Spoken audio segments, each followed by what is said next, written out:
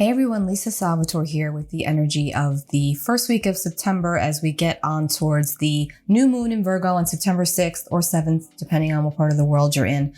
But before we get to that, let's just address the current energy. On the three-dimensional level, it is very challenging right now. We all know this. We all feel this. This is a time of, chaotic energy. It feels uncertain. It feels disarming. It feels uncomfortable. It feels alarming. It feels nervous. It just feels like, what's next? What's coming next? We're all waiting for the other shoe to drop and we're on pins and needles, just not knowing day to day what we're going to wake up and hear about, right? And so now more than ever, it is extremely important to try to keep yourself in a higher frequency. It is not as easy, so we have to actively try and do this. And when I say higher frequency, I'm referring to the energy of joy and love and compassion and heartfelt communication, and just trying to keep yourself in a higher space so that, what you do internally does affect the external. First, let's talk about our good friend Neptune. We have all been under some Neptunian energy, some heavy Neptune energy. Neptune has been getting bumped up against by the inner planets, giving us a run for our money because Neptune, on the positive side of expression, Neptune can be very great for creative work and spiritual endeavors. It's great for connecting to oneself through meditation. It's great for dream work. It's great for psychic ability. It's great for artistry, music, Neptunian stuff, Piscean energy, great for all of that. But on the lower end of expression of Neptune, it can be very confusing. It can feel very unsettling. It can feel very anxiety producing or like you don't know which way is up. Think about the sign of Pisces. Neptune rules over Pisces. Think about the sign of Pisces. Neptune is also currently transiting Pisces. So when you think of Pisces, it's two fish swimming in opposite directions.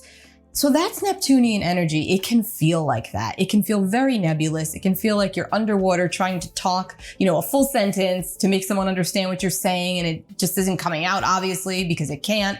So it's that kind of an energy. It's very illusory. It can dissolve all boundaries. It can be deceitful on the lower end of expression. It can be smoke and mirrors or seeing things that we want to see, but that are not necessarily true or factual. Why am I bringing this up? Because on September 2nd, Mars in Virgo is going to come into an exact opposition with Neptune in Pisces, both at 22 degrees. Pisces and Virgo are the opposite signs to each other. Oppositions can work very well together by integrating both sides of this energy, right? But what happens is when you have Mars in Virgo likes to be factual, punctual, structured. It likes things laid out just so, and it likes facts and figures and things to be just right before acting on them and before asserting a plan. That's Mars in Virgo. Neptune in Pisces comes in and dissolves all of that and confuses it, and Virgo doesn't like that feeling. So that's why the beginning of this month still carries with it that Neptunian flavor, that Neptunian vibe, which is also going to carry over for the next month or two, but we'll talk about that at a later date. But so again, the higher form of using this energy would be through creative work, through spiritual work, through meditation, through breath work, simply just even acknowledging that this is how you're feeling, like, okay, I can't think straight today, or I'm fumbling my words, or I'm just cloudy or foggy. You're likely under the Neptune haze, so keep that in mind as we start this month off. If you don't feel that way, congratulations, that's awesome. You might not. But overall, typically, the energy can have an element of fog to it or smoke and mirrors. And, Neptune also rules the media. Let's not forget, is one of the planets that rules over the media. So, do your own research, be your own guru, like I always say, drop in and tune in because Virgo and Pisces are the two signs of the healing on the emotional and spiritual level, physical as well. Virgo is all about the physical body, cleansing, clearing the vessel to receive, which is Pisces, to receive that divine information and inspiration. So definitely try and stay in the higher space of the Neptunian energy. Like I said, it's great for creative work, not so great for facts, right? Now, on the same day, we are also we've been dealing with Eris-Pluto square.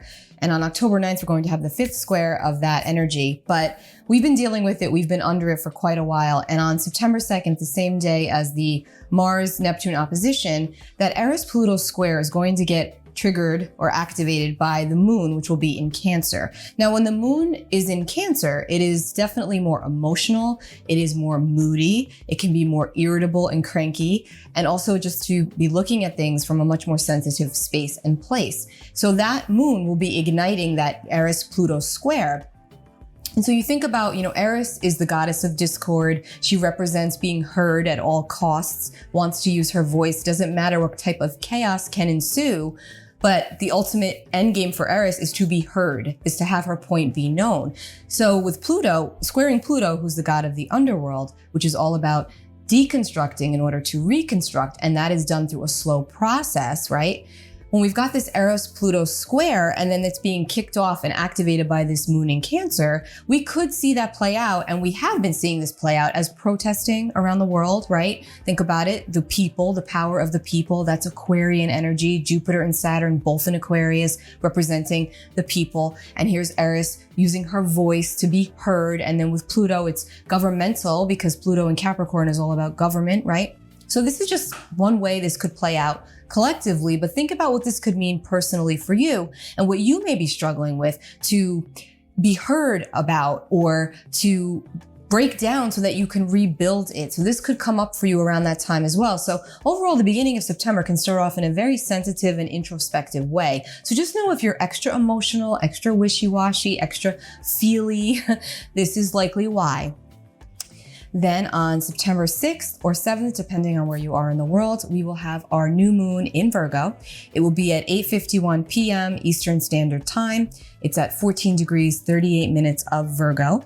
And new moons are always a time of, fresh starts, setting intentions, manifestation, plotting our goals. It's the beginning of the moon cycle. So it's the beginning of a new cycle for us in which we can gather our ideas and see where we want to implement changes or fresh starts.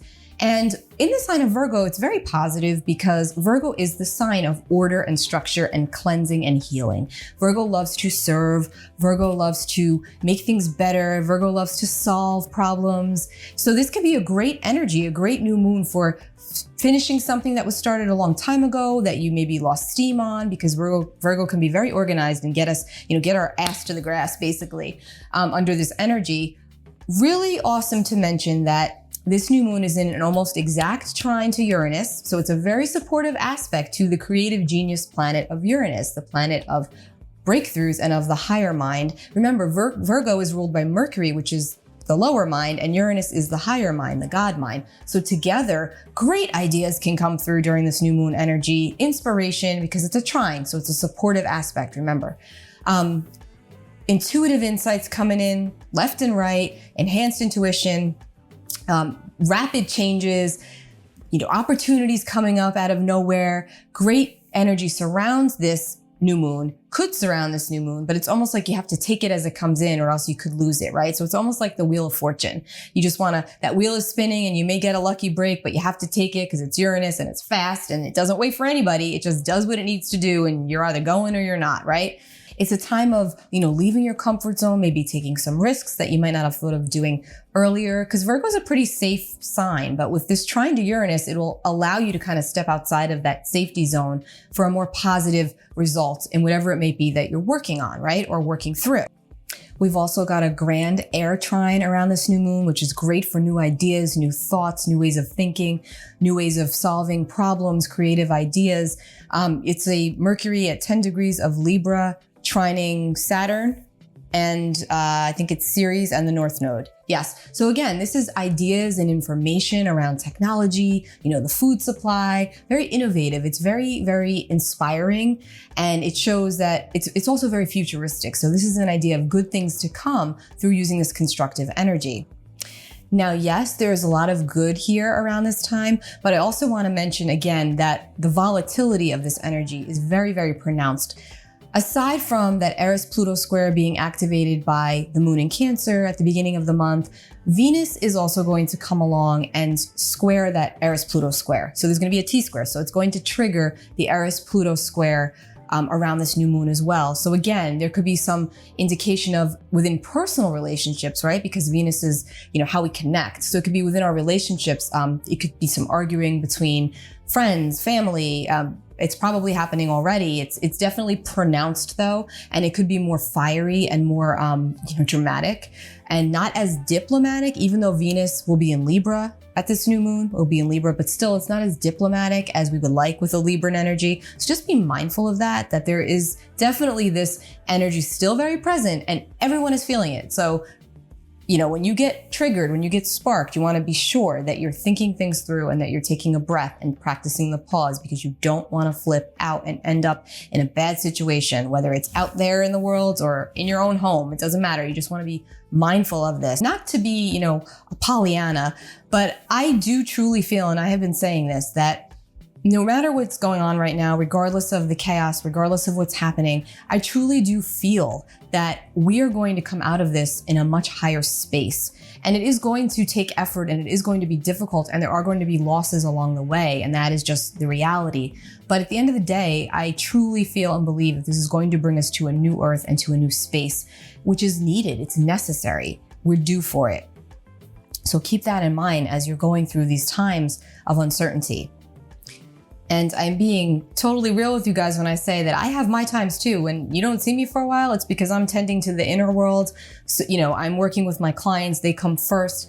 I have to keep myself in a higher frequency as much as possible so that I'm able to continue to do this work, which I love and adore doing. So, this is not me being overly optimistic or positive. This is just about being, in that space of knowing that we are this breakdown to breakthrough. This is where we're at. It is just where we are at. A really good tip to deal with this energy with the Venus and the Eris Pluto is to remember that the end game is that everyone has the right to be heard, but with a sense of diplomacy surrounding it and being equal and, justice for all, but, just remaining in that space of the higher frequencies that we talked about earlier and understanding that everyone has the right to assert their opinion or to speak their truth, but to be kind about it and to not go off the deep end and make it something much bigger than it needs to be. Because again, this energy is promoting that. I want to stress that a great way to keep yourself in those higher frequencies that we talked about earlier is by taking the energies of Virgo and the opposing sign of Pisces, which is what this time is under, and trying to integrate both of those into your routines to keep you in that elevated space. So what I mean by that is Virgo is all about taking care of the physical body, the physical vessel, right? So eating clean, moving your body, being mindful of what you're watching, being mindful of who you're surrounding yourself with and who you're spending your time with, and keeping things clean, maybe house cleaning, cleaning out your closet, cleaning off your desk. Cleaning. Virgo is a sign that likes to clean. So that can keep you in a higher space.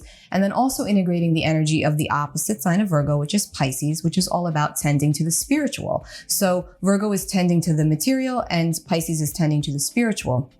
Again, meditation, breath work, dream work, therapy, whatever it is that you need to do to keep yourself in a space of your, most centered spiritual place where you feel safe and controlled and calm. Go there, because again, during these times, we all need to find that space, to find those spaces and moments of truth and clarity and certainty and just feeling good. There are good moments to be found. We just have to dig a little deeper during these times. Oh, and before we go, let's just get a quick tarot card. Let's see. Let's get a card for the energy of that first week of September, new moon in Virgo. See what we get.